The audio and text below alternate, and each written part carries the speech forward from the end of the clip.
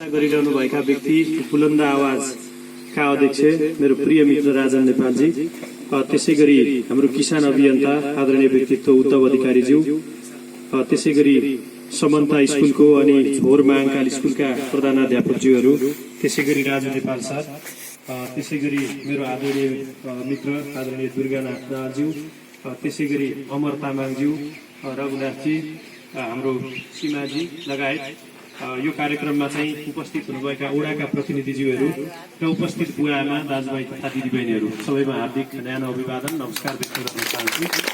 सबैभन्दा पहिला विशेष रूपमा म सम्बोधन गर्न चाहन्छु कि एउटा मान्छे जब जब उमेरले सिनियर हुँदै जान्छ, आफ्नो बाल्यकालदेखिको हुर्किँदै बढ्दै धेरै कुरा सिक्दै अनुभव गर्दै क्रमशः जब मान्छे चाहिँ जीवनको उत्तरार्धमा अथवा वृद्धावस्थामा पुग्दै जान्छ, तब हामी चाहिँ ती बुवा आमाहरूलाई चाहिँ हामी देवता तुल्य मान्छौँ।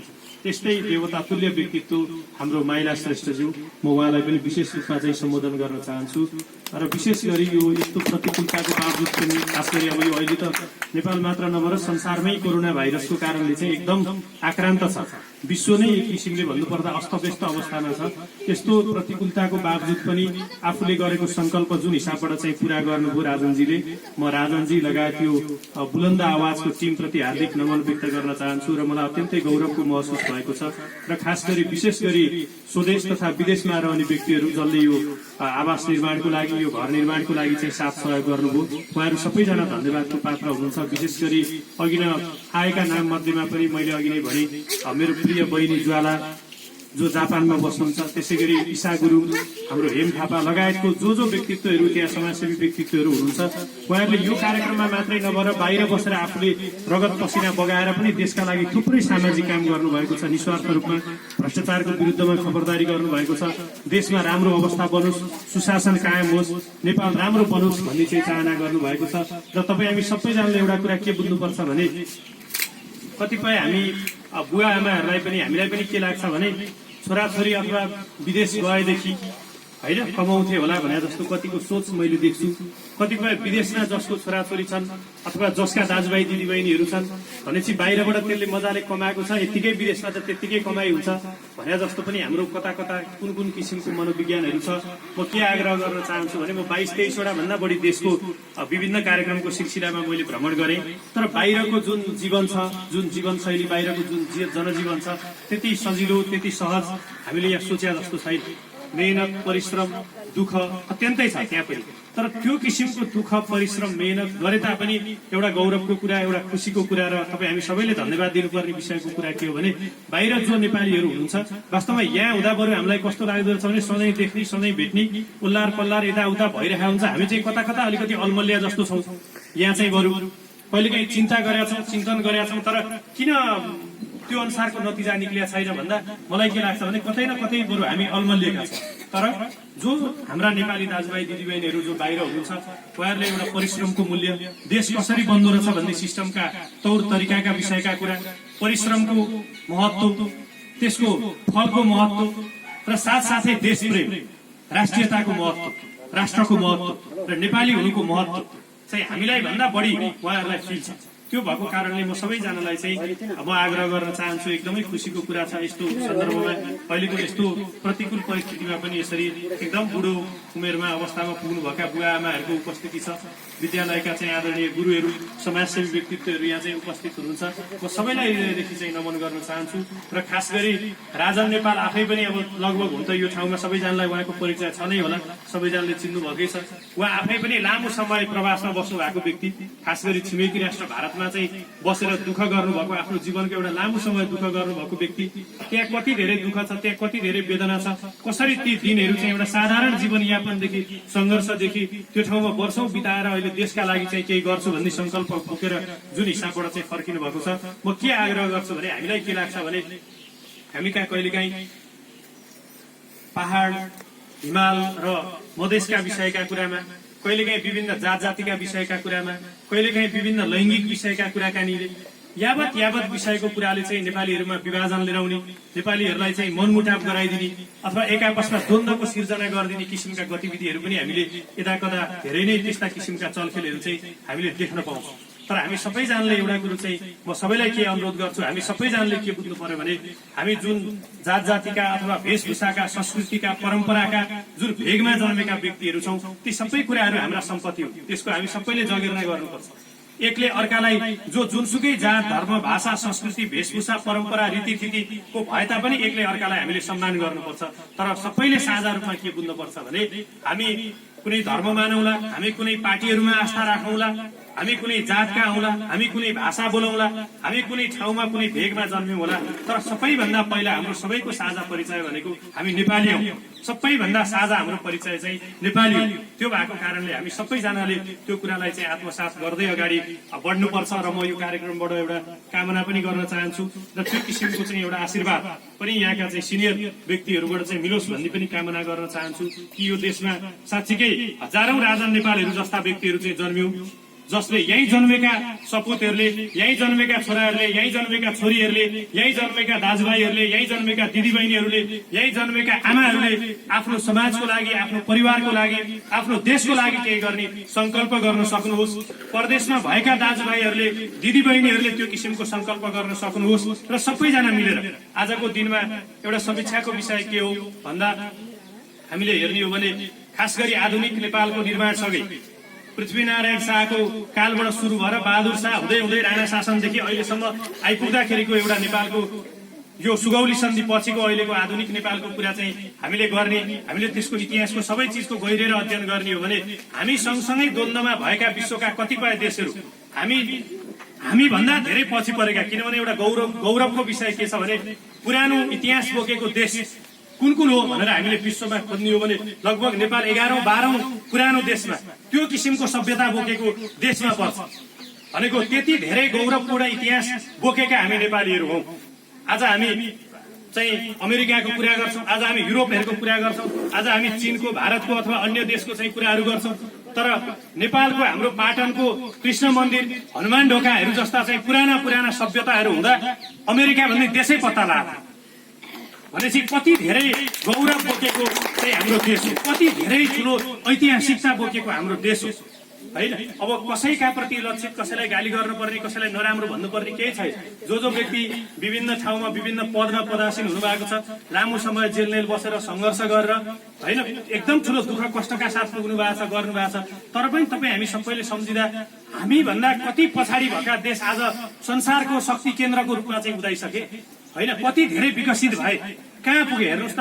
त्यो सिङ्गापुरमा गएर हेर्दाखेरि चाहिँ अब त्यो सिङ्गापुरको इतिहासलाई हामीले पढ्ने हो भने घरि सिङ्गापुरलाई मलेसिया भित्र राखेको छ, घरि मलेसियाले सिङ्गापुरलाई त छुट्टै देश होस् भनेर छोडिदिएको छ, कहिले ल्याएछ कहिले छोडिदिएको छ भनेको त्यति अपमानित गरेको। किन त्यति अपमानित गरेको त भन्दा त्योसँग केही चिजै छैन, त्यही बाल्लै बाल्ल भएको, केही उब्जनी नहुने, केही चिज नै नहुने भनेर त्यत्रो हेला गरेर फालेको देश आज वर्षमा करोडौं पर्यटक त्यो ठाउँमा जाने। आज हेर्नुहोस् त ट्रम्पको र चाहिँ त्यो के अरे उत्तर कोरियाको चाहिँ राष्ट्रपति किम जोन उनको होइन, किमको र ट्रम्पको वार्ता गर्नु पर्यो भने आज सिङ्गापुर चाहिँ आज सेलेक्ट हुन्छ। आज विश्वका मान्छेहरूको चाहिँ एउटा पर्यटकीय गन्तव्यमा पुग्छ।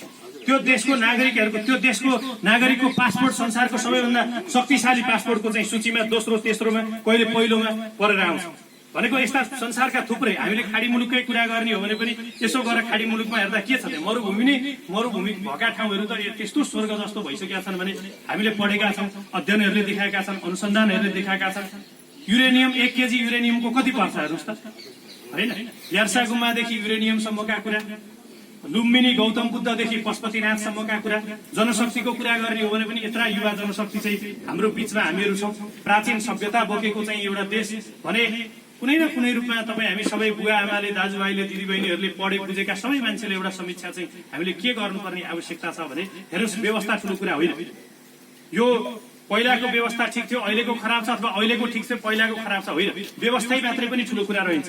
किन संसारका कति विकसित भएका देशमा राजा भएर प्रगति भएका देश नै रहेछन्, राजै नभएको देश पनि प्रगति भएका देश छन्। जस्तो चाइनाको कुरा गरौँ, हामी अमेरिकाको कुरा गरौँ, थुप्रा जता जाँदा नि भनेको सबैभन्दा पहिला चाहिँ नियतको कुरा आउँछ। नियत सफा हुनु पर्यो, असल सोच हुनु पर्यो, असल नियत हुनु पर्यो, राम्रोसँग गर्छु, असल काम गर्छु, भ्रष्टाचार गर्दिन, देशका लागि योगदान पुर्याउँछु, समाजका लागि योगदान पुर्याउँछु भन्ने संकल्प हुनु पर्यो। र अर्को संकल्प हामीले के गर्नु पर्यो भने हामीलाई कहिलेकाहीँ के लाग्छ, म पनि यसो कहिलेकाहीँ विचार गर्छु भन्दा एकदम सानो उमेरदेखि सामाजिक कुराहरूमा लाग्यो, विभिन्न अभियानहरूमा आबद्ध भएर हिँड्यो, अनि त्यो अभियानमा उसमा आबद्ध भएर हिँड्दै गर्दा 10औं वर्ष बित्यो भने चाहिँ यसो सम्झिँदा पछाडि फर्केर सम्झिँदा कहिलेकाहीँ हामीले गरेर हुन्छ कि हुँदैन कि, अथवा के भइरहेछ, के योगदान पुर्याउन सक्यो, के योगदान पुर्याउन सकिएन, अनि कहिलेकाहीँ हामी समाजमा सुन्छौँ बोलेर मात्रै हुन्छ भन्ने किसिमका कुराहरू पनि छन्।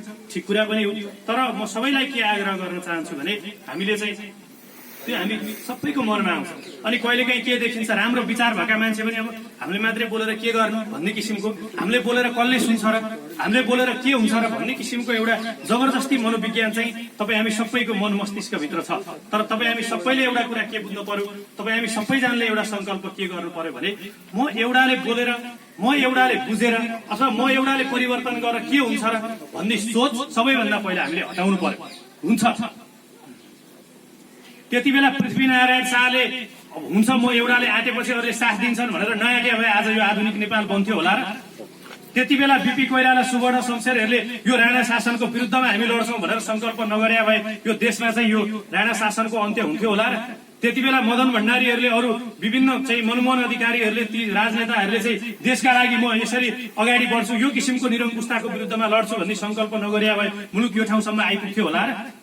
अथवा सिङ्गापुरमा ली कुआन यूले, अथवा मलेसियामा महाथिरले, अथवा अमेरिकामा, चीनमा, कुनै पनि देशमा जहाँ त्यहाँका राजनेताहरूले जसरी काम गर्न चाहिँ देश बनाएका छन्, के उनीहरूले संकल्प नगरे भए आज ती मुलुकहरू त्यो ठाउँहरूमा पुग्थ्यो होला? कहिलेकाहीँ हामीलाई के हुन्छ भने हामी घर परिवारमा हामी अब बिस्तार जस्तो कोही हामी बुढाबुढी हुँदै गयौँ, हामीलाई बुढाबुढी हुँदै गएपछि के लाग्छ होला बुवा आमाले भने हजुरबुवाहरूले भने सुनेर त्यो अनुभवको आधारमा भने तपाईँहरूलाई के लाग्छ होला कहिलेकाहीँ भने अब यत्रो गरियो जीवनमा, बुढेसकालमा लाग्यो, अब के गर्न सकिएला र भने जस्तो लाग्छ नि कहिलेकाहीँ, होइन? तर त्यो होइन, तपाईँहरूले चाहिँ हामी बुढाबुढी भयौँ, तर बुढाबुढी भए तापनि राम्रो गर्न सकिन्छ, तिमीहरूले राम्रो गर्नुपर्छ है भनेर परिवारमा छोरा नाति नातिनालाई तपाईँहरूले खबरदारी मात्रै गरिदिनु भयो, सम्झाइदिनु भयो, त्यो आशीर्वाद मात्रै दिनुभयो भने पनि त्यसको छाप अर्कै हुन्छ, त्यसको प्रभाव अर्कै हुन्छ। स्कुलमा गुरुहरूले, शिक्षक शिक्षिकाहरूले आफ्ना विद्यार्थीहरूलाई तिमीहरू सत्कर्ममा हिँड है, सम्भव छ, गर्नका लागि सकिन्छ, असल काम गर्न देखाउनु पर्छ भन्ने तपाईँहरूले त्यति सन्देश दिन सक्नुभयो भने पनि त्यसले चाहिँ ती बालबालिकाहरूलाई, ती युवाहरूलाई अर्कै किसिमको असर पर्छ। तपाईँ राजनीति गर्ने राजनीतिज्ञहरूले कुनै व्यक्तिले चाहिँ भ्रष्टाचार गरेको छ, कुनै व्यक्तिले गुण्डागर्दीलाई प्रश्रय दिएको छ, कुनै व्यक्तिले राष्ट्रघात गरेको छ भने त्यसको विरुद्धमा उभिएर बोल्ने हिम्मत तपाईँहरूले गर्नुभयो भने अरूले त्यो हिम्मत भोलि त्यस्तो गलत हिम्मत अर्काले नगर्न सक्छ भन्न सक्नु पर्यो कि राजनीति भने के हो?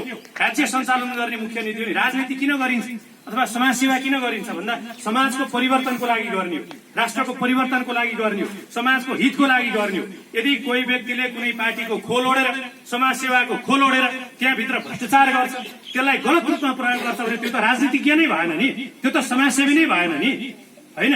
त्यस कारणले गर्दा यस्ता कुराहरूलाई चाहिँ चिर्ने हिम्मत, यस्ता कुरालाई सचेत गराउने हिम्मत चाहिँ तपाईँ हामी सबैले गर्न सक्यौँ भने मलाई पुरा विश्वास छ यो स्वर्ग जस्तो देश छ, यति धेरै स्रोत साधन भएको देश छ, होइन? देशभन्दा कुनै समय नै लाग्दैन। हेर्नुहोस् त, पहिला हामी कल्पना गरौँ त कतिपय यी पुराना हजुरहरू हुनुहुन्छ, न अहिलेको जस्तो टेलिभिजनको जमाना, न अहिले जस्तो चाहिँ यो फेसबुक, ट्विटर, सामाजिक सञ्जालको जमाना, न अहिले जस्तो यत्रो धेरै प्रविधि टेक्नोलोजीको जमाना। विदेश गएको मान्छे पनि पुग्यो कि पुगेन, के छ खबर भन्ने 2 महिना 3 महिना चिठी आइपुग्न चाहिँ समय लाग्छ। कोही मान्छेलाई भेट्न जाँदा घरमा बिहान उठेर हिँडिसक्नु भएको रहेछ भने आउने नआउने, कसरी भेट्ने नहुने केही ठेगान थिएन भनेको।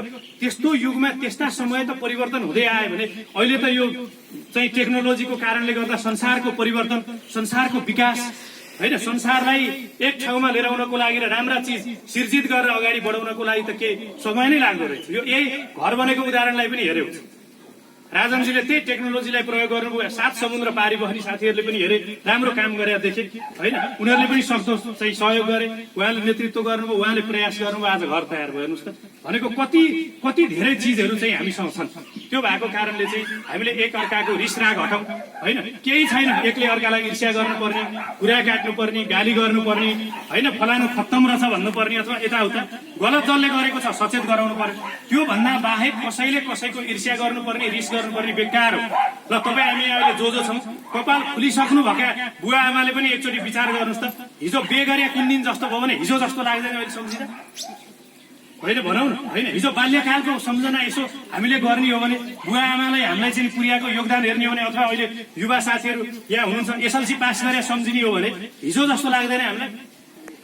तर कति वर्ष भइसक्यो हेर्नुहोस् त, काउन्ट गर्दै जाँदा त समय त बित्या छ नि त। भनेको यही प्रकारबाट एवं मृतबाट चाहिँ यो समय के हो भने एक दिन हामी मृत्यु शैय्यामा जानुपर्छ। मृत्यु त अन्तिम सत्य हो। एक दिन यो धरतीलाई छोडेर त सबैजना त जानु त छँदैछ।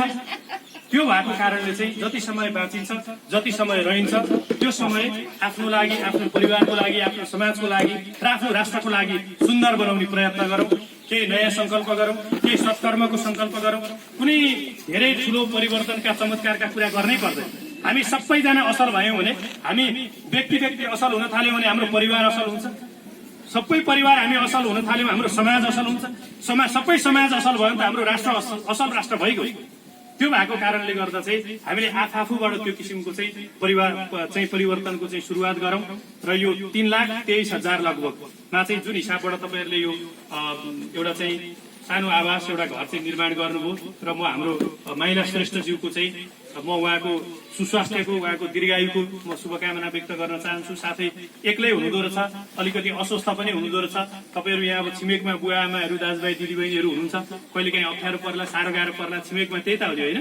सक्दो चाहिँ नि उहाँलाई केही अप्ठ्यारो परे अवस्थामा तपाईँहरूले सहयोग गर्नुहोला, म अनुरोध पनि गर्न चाहन्छु। पक्कै पनि तपाईँहरूकै साथ र सहयोगले नै यसरी उहाँ पनि अगाडि बढिरहनु भएको छ। र अन्तिममा म फेरि पनि हाम्रो राजनजी जस्ता चाहिँ हजारौं राजन नेपालहरूको चाहिँ जन्म होस् र मलाई एकदमै ठुलो गौरव छ कि जुन संकल्पका साथ, जुन उद्देश्यका साथ, जुन बाटोमा तपाईँ अगाडि बढ्नु भएको छ, बाटो नबिराउनु होला, निरन्तर तपाईँ अगाडि बढ्नु होला। सधैँभरि तपाईँको साथमा हामी छौँ होइन। र तपाईँहरूले उदाहरणीय काम गरेर देखाउनुपर्छ। समाज परिवर्तनको नेतृत्व गर्नुपर्छ, राष्ट्र निर्माणको नेतृत्व गर्नुपर्छ। यो राष्ट्र तपाईँ हाम्रै जीवनकालमा बनाउनुपर्छ, असल बनाउनुपर्छ, राम्रो बनाउनुपर्छ, स्वाभिमानको बनाउनुपर्छ, समृद्धि चाहिँ लिएर आउनुपर्छ। र आज वास्तवमा यो एउटा ऐतिहासिक दिन पनि परेको छ, किनभने हामी यत्रो समय बित्दाखेरि पनि हामी आफ्नै देशको नक्सा गलत कोरिराखेका छौँ होइन। मैले त्यही नक्सा बनाएर पास गर्दै आएँ, सरहरूले त्यही नक्सा पढाउँदै आउनुभयो, हामी सबैले हेर्दा त्यही नक्सा देख्यौँ। तर हामी कति चाहिँ पछाडि परिहाल्छ। तर राम्रो काम ढिलै भए पनि राम्रो कुरालाई हामीले इज्जत गर्नुपर्छ, आदर गर्नुपर्छ। आज चाहिँ नि सबै नेपालका चाहिँ नि राजनीतिक पार्टीहरू एक ठाउँमा उभिएर चाहिँ नि आज संसदबाट चाहिँ नेपालको नक्सा र नेपालको निशान छाप जुन त्यो संशोधन प्रस्ताव पारित भएर राजपत्रमा प्रकाशित भएर अगाडि बढेको छ, त्यो चाहिँ नि आज सायद 1 बजे भनेको थियो, पारित भइसक्यो होला होइन। त्यो भएको कारणले आज एउटा म त्यसको लागि पनि सबैलाई धन्यवाद दिन चाहन्छु। र अहिले चाहिँ नक्सा मात्रै बन्यो, त्यो ठाउँमा अरू नै आएर बसेका छ होइन। त्यो ठाउँमा अहिले पनि कब्जा जमाएर चाहिँ विदेशीहरू नै बसेका छन्। अनि त्यसको के रहेछ भने अब यो आइसकेपछि चाहिँ म खास गरी यो सिमाना सम्बन्धी नै काम गरेका कारणले गर्दा पनि, नागरिक समूहको अध्यक्ष भएको कारणले पनि यस बिचमा मैले धेरै गहिरो अध्ययन गरेँ। यसमा धेरै धेरै कुराहरू छन् यहाँदेखि सुस्तासम्म। सुस्ता त म आफै गएर आएको होइन, यहाँभित्र थुप्रा कुरा छन्। तर के हो भने यो एउटा राम्रो सुरुवात भएको छ। अब त्यो भूमिबाट विदेशी सेनालाई चाहिँ धपाएर होइन नेपाली सेना अथवा नेपाली हाम्रो चाहिँ फौजद्वारा राख्नुपर्ने धेरै कुराहरू छन् देशका राष्ट्रियताका। हामी पछि पनि हामी ती विषयमा छलफल गरौँला। र खास गरी अहिले हामीले यही असहज लाग्छ मलाई त एक हिसाबले, किनभने यो खुसीको कुरा छ कि सबैजना जम्मा हुन पाइयो, छलफल गर्न पाइयो। तर यो कोभिड-19 को कारणले चाहिँ यो अलिकति होइन, यो रोगको प्रकृति त्यस्तै भएको कारणले हामी एकदम सचेत हुनुपर्ने पनि अवस्था छ।